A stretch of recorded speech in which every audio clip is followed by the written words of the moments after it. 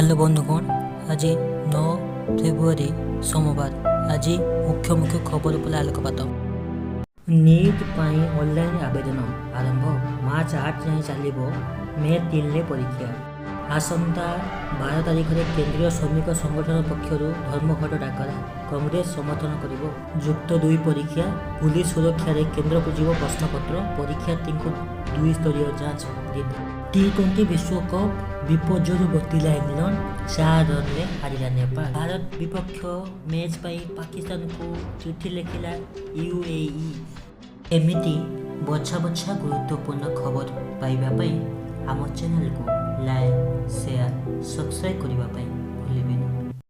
भारतीय वायुसेना सामिल हो 114 नुआ राफेल।